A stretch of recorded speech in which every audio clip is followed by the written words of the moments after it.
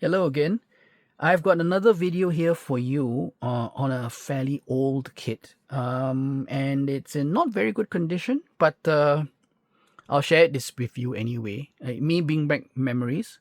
It's the Hawk kit of the Grumman F8F-2 Bearcat. This was Hawk. Yeah, there you go, Hawk. And I remember seeing this in the shop and telling myself, I have to pick this up. I've never seen this. I had never seen this before. So when I saw it, I said, I've got to buy this. It has got this wonderful stuff on the side here. It says, a boy's future begins with modeling, right? And it says, for he will learn patience and the satisfaction of building with his own hands. And newer, more complex hobbies will enlarge his range of knowledge and technical competence. The world will be his as he models it, and then as he researches it. Seek information. I think that's correct. That's what we do, right? As modelers, we start off by building a plastic kit, and then we get fascinated. We want to know why it is that this aircraft is what it is. Why is it painted this way, for example? And for example, like this one, who are the Marines, right? And what's that mean? Where's this place? Is it a place? And so on. And what country is that? And as you go along, you realize that it does open up a whole new world for a youngster. It did for me, and I learned so many things, right? From modeling, physics, chemistry, history, geography, biology. I mean, if a knife blade cuts you, you bleed. That's biology, right? And definitely history, of course. So, I resonate with that. I think that makes a lot of sense. And it's very good marketing, to be honest. That's the other side of the box. You get other stuff which was done by Hawk. And if you look at these, you will realize that they look very familiar. And the reason why is because, as you may know, the Hawk company, I think, started to become more and more associated with testers and ERTL, I think. So we'll speak about that a little bit more. But that's what you see in the front of the box. Okay. And let's pop this open. Yes, brace yourself. The decal sheet is in very, very bad shape. It's completely unusable. I'm hanging on to this only for completeness, but it's really completely unrecoverable. It's turned brown, not even yellow. I'll put that aside. So, canopy. The canopy is in 2 pieces, which is good. In 48 scale, that's, I think, very, very good. Nice and clear. No seam line down the middle. And that's the front end, the windshield. There's even some fine rivet detail on the frame. Okay, so I like the transparencies, and I think that's a very good start for a kit of this age. 2 pieces, which means you can pose the canopy open. As to whether you would want to or not, we can talk about that in some detail. First up, this sprue. The sprues are still joined together. Okay, so I'm going to leave them like that. But yeah, these are raised panel lines on the wings. Okay, but very fine. I like them. And there seems to be a slight different texture to the panels. As you can see, those are a little bit more frosty, but these are a little bit more shinier. It's like to give it a sense of, the different kind of metallic finishes. Okay, but I mean, you're going to paint this all in midnight blue, so that should not make a difference. The big propeller there, and the HVAR rocket, one of the HVAR rockets. That's one of the fuselage halves. And let me see. Now, this is interesting. And I don't know whether you can see it. Let me just try and bring that up. Can you see that? That's a recessed panel line, that thing here. That's a recessed panel line. Yeah, my neon just went through that. And these are recessed and these are raised. Over here, these are all raised. So a nice mix of recessed and raised lines and detail. Shape-wise, I can't tell you whether it's accurate or not, but it looks like a Bearcat to me. This is the main belly tank. The Bearcat, I don't think, was designed to be a very long-ranged aircraft. It was meant to be kind of like a interceptor and a dogfighter. So it was meant more for like combat air patrol, right? Cap over the aircraft carrier, for example. But I suppose if you wanted loiter range, you would have that. And that's useful always to have. That's the tailplane. And the tailplane slots in through here. And then you fix the other aileron, the flap on. Okay. Oh, there. It finally came off.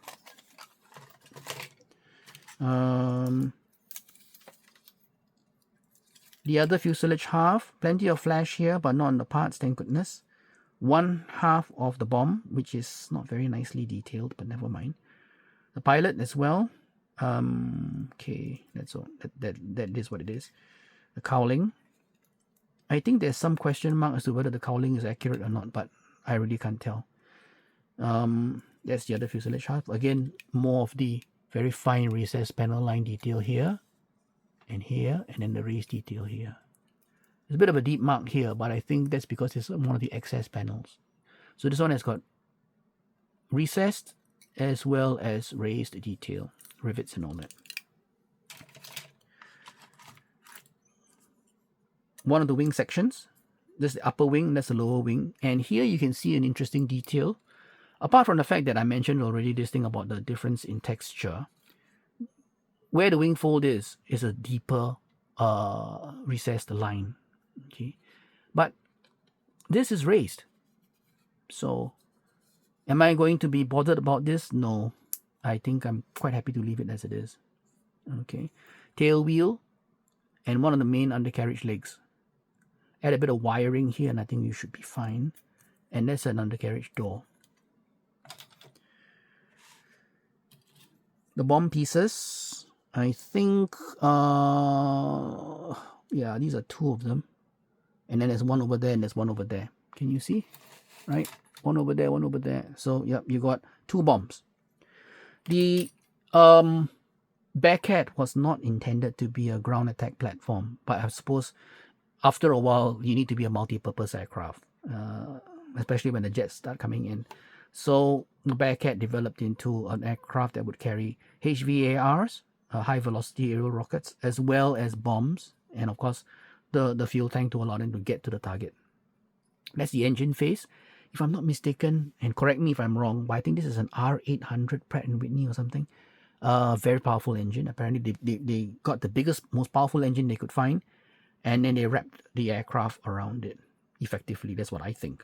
So it's a very short, stubby little plane. Very, very fast.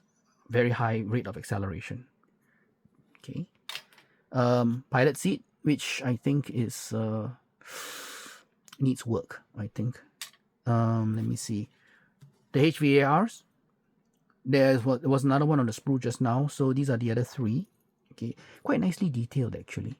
And if you remember, a HVAR has got a 5-inch warhead, which effectively gives US Navy aircraft the punch of basically a destroyer, right? A destroyer's broadside, 4 or 5 guns firing 5-inch. Well, there you go. So that's one of the undercarriage legs, and this one is loose, so I can show you some really nice detail there. It looks nice, right? The scissor links are there. Shape is there, I think. And then, as I said, you just add a bit of wiring, a bit of paint, and this should come up very nice. And that's the other one of the gear doors. Punch-out marks are there. Not that difficult to remove, actually, to be honest. For these types, I normally just use a curved blade to just scrape away gently and just flatten them out. Okay. Instruction sheet. That's part of the transparency. I'll just pop that there. Instruction sheet. is that. That's one of the other reasons why I bought this thing, because it has one of those instruction sheets which has got instructions. Okay, not just simply diagrams, but instructions, and they give you a little bit of a story, and they even describe the item for you. So, like for example, look, glue the pilot part 24 into place. Now glue the turnover brace. So they teach you immediately that there's such a thing as a turnover brace, and that's what it's called, because when the plane flips over, especially for aircraft with a bubble canopy, if the plane flips over, you got to protect the pilot. So you have that guard, that turnover brace down there. They call it the turnover brace. So there I've learned a bit of aircraft terminology. Okay, fairly straightforward build. More words than pictures, actually, to be honest. And then you have more pictures here of the finished model, and as I said, it looks like a Bearcat, right? So there, more pictures. Definitely looks like a Bearcat. So that's the Hawk Bearcat. And as I was mentioning just now, Hawk is became very much associated. I'm not sure whether they got acquired or something by testers. And then if you're acquired by testers, then eventually also you have some kind of relationship with Italeri. I hope I pronounced that right. So what has happened is that the Hawk kit, and this might be an interesting piece of information, the Hawk kit has been reissued by Italeri. So Italeri have this model in their range. I think it's still in their current catalog. And warts and all, no change, exactly the same thing. So what you see here is what you will get there as well. Okay, now as an interesting point then, of course, because the decal sheet has gone off, right? So I can actually pick up a Bearcat kit from Italeri, and I'll be able to finish this one off. But unfortunately, the Italeri kit only gives you US Navy options. Okay, so because it only gives me US Navy options, I can only build one, because they reuse the stars and the bars. The result then is that buying an Italeri kit of the Bearcat, hoping to be able to use the decals for this one, unless you have a spare set of roundels, of stars and bars, you're not going to be able to do it. Okay, that's not the end of it, because you have this. Now this is the Academy boxing of the Bearcat, and this one is based on the Hobbycraft Bearcat.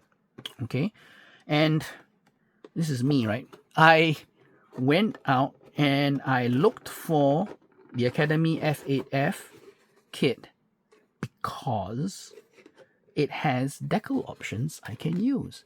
So you have US Navy, US Navy, US Navy, US Navy. But spot the difference. One of them doesn't have the red bar. The rest all have red bars, which means that I have stars and bars and one without the bars. Okay? Very, very quickly. I suppose you could call this a bonus, right?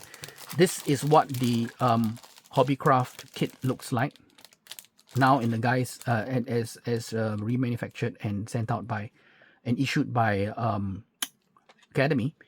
You have different cowlings. Again, if I'm not mistaken, there's some problem with the cowlings as well, but I'm not going to go into that detail on it. They give you two different tails because the F1, the F-1 and the F-2 had slightly different tails. Engine face is there, cockpit, yeah, nice. Transparency is there, and there we have that decal sheet, the one which I was talking about. You see, I have 1, 2, 3, 4 with the bars, right? The red bars, and they're very nicely in register. Okay, this is by Cross Delta. And then you have the non-bar ones. So I have 2 complete sets of decals in this kit. So I can use the decals from this kit to fix up and complete the Hawk kit, whose decals are in a bit of a mess, as we all saw. So that's one reason why I always like to look for kits which have got what I call distinct and proper alternatives. You know, if you get a kit which says that you have like 4 decal options, okay, or like in this particular case, 4 decal options, right?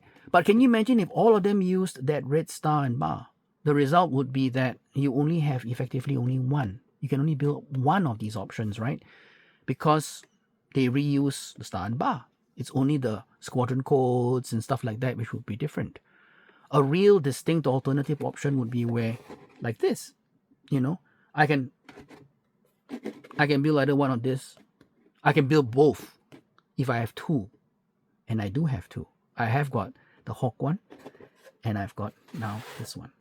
So this to me was a worthy investment. I went right out and I picked it up. So there we have it.